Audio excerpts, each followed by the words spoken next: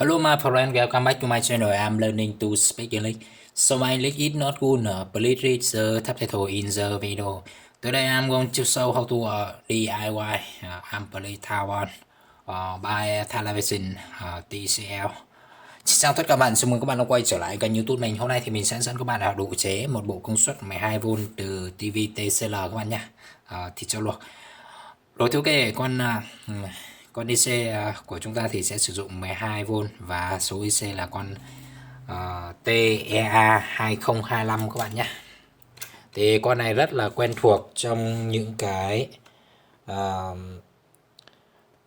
nguồn những cái bộ công suất của loa vi tính các bạn, thì sử dụng con này rất là nhiều nhé. TEA 2025B này các bạn này. Rồi thiết kế đây là tổng quan cái main của cái TV TCL này các bạn này. Và thì chúng ta sẽ sử dụng con IC này làm cái bộ công suất 12V các bạn nha. Ok, thì trước khi vào chế cháo thì sẽ cho các bạn xem qua sơ đồ nhé. Ở đây thì con IC của chúng ta thì sẽ là con TEA 2025 và bao gồm tất cả là 16 chân các bạn nhé. Ok, thì chúng ta sẽ đi sơ qua một số chân, một số chân các bạn nhé. Còn lại một số chân nữa thì nó gắn liền trên mạch rồi, nên là chúng ta cũng không cần quan tâm linh kiện nó chạy như thế nào các bạn nhé. Trừ khi các bạn đấu nối ngoài không cần mạch thì chúng ta mới cần chi tiết nhé. Ok, thì sẽ sơ qua một số chân các bạn nhé. Chân 1 của chúng ta thì bỏ các bạn nhé, NC. Chân số 2 đường ra loa các bạn nhé, speaker out to. Chân số 3 là đường bốt hồi tiếp về các bạn nha. Chân số 4 và chân số 5 thì sẽ là mát. Chân số 6 thì chúng ta bỏ các bạn nhé. Cái này nó liên quan đến cái mạch nên là chúng ta cũng không cần phải quan tâm. Chân số 7 là đường nhạc vào các bạn nhé, input music to. Chân số 8 chúng ta bỏ các bạn nhé. Chân số 9 mát này. Chân số 10 là chân đường nhạc vào các bạn nhé, input music 10. Chân số 11 chúng ta bỏ các bạn nhé. Chân số 12 và chân số 13 là mát nhé. Chân số 14 là đường bốt hồi tiếp về các bạn nhé. Ở đây sẽ có một con tụ hồi tiếp về chân từ chân xuất âm về chân số 14. Chân số 15 là đường nhạc đường ra loa các bạn nhé, out speaker. Chân số 16 là nguồn các bạn nhé, VCC Taiwan input. Rồi tôi kê sẽ để sơ đồ một lúc cho bạn quan sát để chúng ta làm cơ sở dữ liệu để chế cháo các bạn nhé. Ok, thì chúng ta sẽ tiến hành đấu nối luôn các bạn nhé. Ở đây thì các bạn chú ý chiều chân nhé. Trên cái phần khuyết này và đếm từ trái sang phải thì sẽ là chân số 1 các bạn nhé.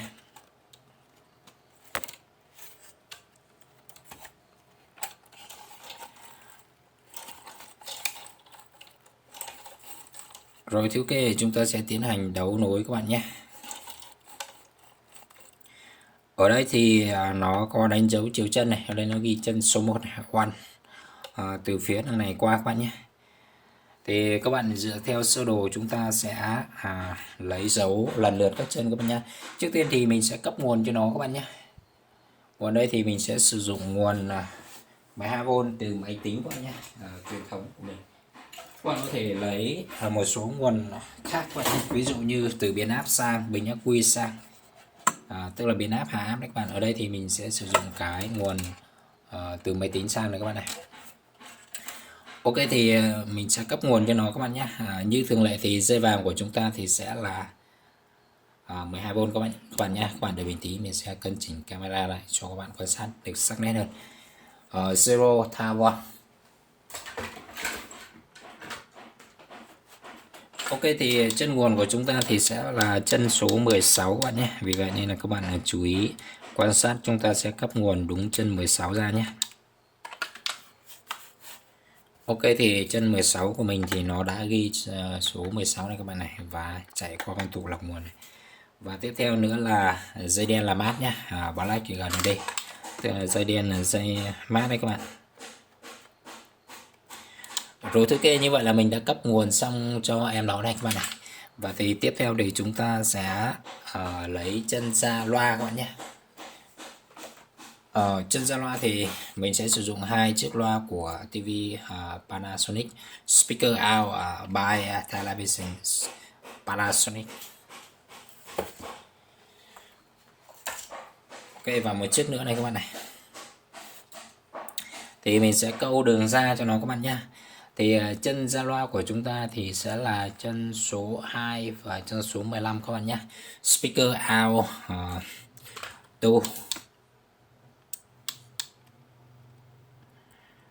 Chân số 2 này các bạn này, 1 2 này. Thì các bạn lưu ý rằng chân xuất âm của chúng ta thì sẽ qua tụ các bạn nhé. Và đèn áp của nó thì sẽ bằng nửa nguồn.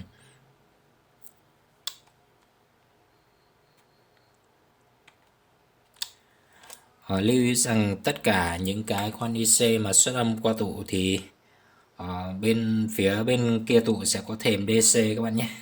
Vì vậy nên là các bạn cần lưu ý không nối trực tiếp từ chân IC ra nhé. Tiếp theo nữa thì sẽ là chân số 15 các bạn nhé, Speaker Out 2.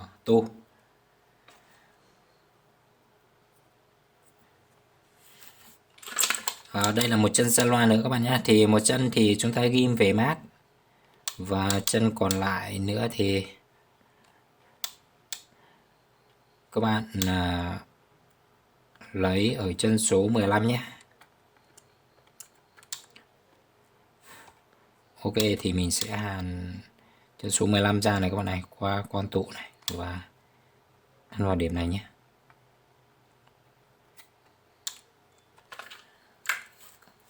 Ok, thì mình sẽ cắm điện và check thử xem mạch đã hoạt động chưa các bạn nhé. Ok, mình cắm điện này các bạn này.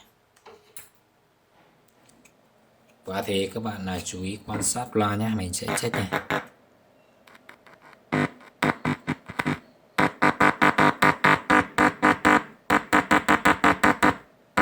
Ok, khá là khỏe chứ các bạn. Tiếp theo thì chúng ta sẽ hàn cái mạch music vào các bạn nha. Ở đây thì mình sẽ sử dụng cái mạch do mình tự chế các bạn nhé. DIY Music Controller, User DIY Music Controller. Ok, thì chúng ta sẽ hàn đường nhạc vào các bạn nhé. Đường nhạc vào của chúng ta thì sẽ là chân số 7 và chân số 10 các bạn nhé. Và các bạn có thể lấy qua đầu con tụ để tín hiệu của chúng ta sẽ trong hơn các bạn nhé.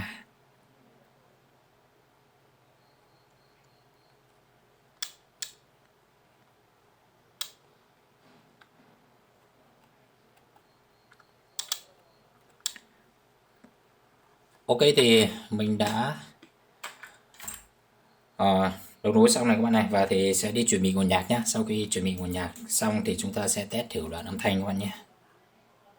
Rồi ok, mình đã chuẩn bị xong nguồn nhạc này các bạn này, và thì chúng ta sẽ test thử đoạn âm thanh xem mà em nó hoạt động như thế nào các bạn nhé. Và IC này thì với bộ IC này thì nó có hay không các bạn nhé. Ok, thì mình sẽ play nguồn nhạc này.